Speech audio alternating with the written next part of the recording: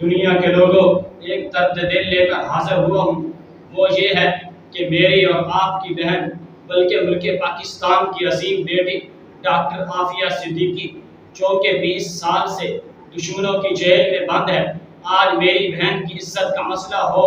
تو ہم اپنی بہن کی عزت کی خاطر اپنی جان دے بھی سکتے ہیں اور لے بھی سکتے ہیں۔ کسی کی بہن کی عزت کا مسئلہ ہو تو اس بہن کا غیرت مند بھائی میدان میں آتا ہے، کسی کی ماں کی عزت کا مسئلہ ہو تو اس ماں کا غیرت مند بیٹا میدان میں آتا ہے، کسی کی بیوی کی عزت کا مسئلہ ہو تو اس بیوی کا غیرت مند شوہر میدان میں آتا ہے، کسی کی بیٹی کی عزت کا مسئلہ ہو تو اس بیٹی کا غیرت مند باپ میدان میں آتا ہے اور دنیا کو للکار کے کہتا ہے کون ہے جس نے میری ماں، میری بہن، میری بیٹی، میری بیوی کی عزت پر انگلی اٹھانے کی کوشش کی۔ دنیا کے لوگوں، اگر کل قیامت کے دن اللہ کی عدالت میں اس بہن نے سوال کر دیا کہ اللہ پاکستان کی 22 کروڑ عوام موجود تھی، ان کی موجودگی میں میں دشمنوں کی جیل میں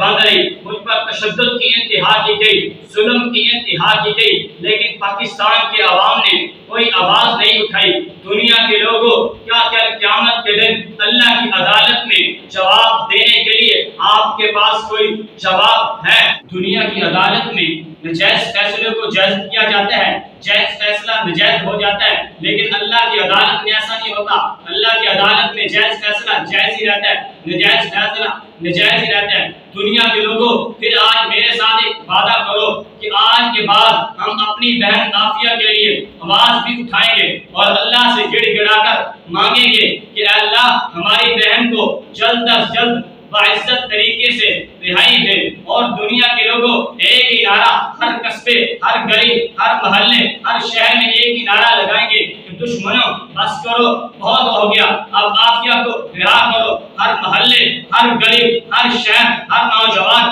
ہر بوڑھے، ہر بزرگ کی زبان